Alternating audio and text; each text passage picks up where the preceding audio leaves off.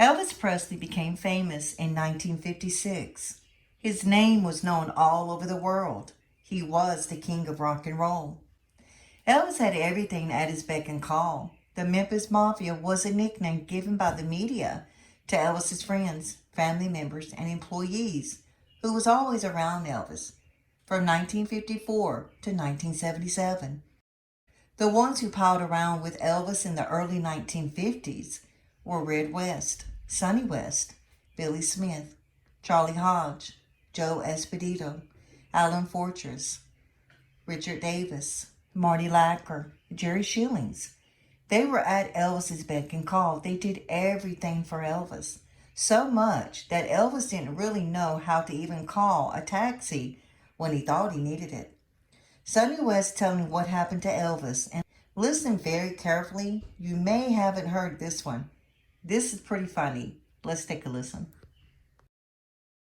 So we got up the next morning early, and I went, Joe and a couple of guys with us went to a store to buy some clothes down on the downtown Palm Canyon Drive, at the store we always shop at, men's store down there. And I went to get some bacon, eggs, beefsteak, tomatoes and stuff for Elvis, for his omelet and everything when he got up. Well, he was up, but we didn't know it. I thought I'd be in the store and back in 30 minutes. He'd be sleeping for, 2, 3, 4 more hours. He must have come out right after we left. Well, they left first, and I left. And no one was there. He told me the whole story later as we were driving down Palm Canyon, what all happened. And I couldn't hardly see. I'd laugh so hard I could hardly see. He came out there, and we weren't there. No one was there. And he decided to call a cab.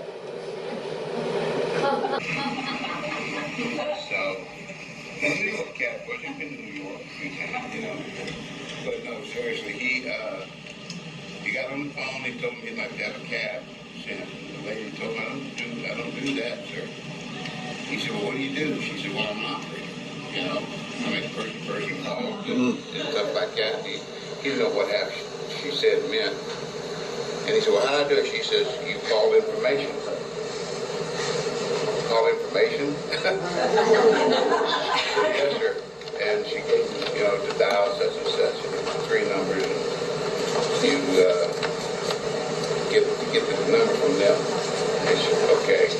So he called information and said, yeah, I'd like the number on a cab. And she said, which one, sir? He saw any of them. She said, no, I mean, what company? Yellow, or, he said, yeah, Yellow. So he then called there and got the dispatcher. And this is where it really gets hilarious. But he said, yes, ma'am, I'd like to have a cab sent to me to where I am, please, so I can go. I want to go shopping. And she said, all right, so what is that address? He said, I don't know. It was funny, I didn't know the address. I knew how to get there. I knew where it was. I could go there blindfolded, but I don't even remember the name of the street. I just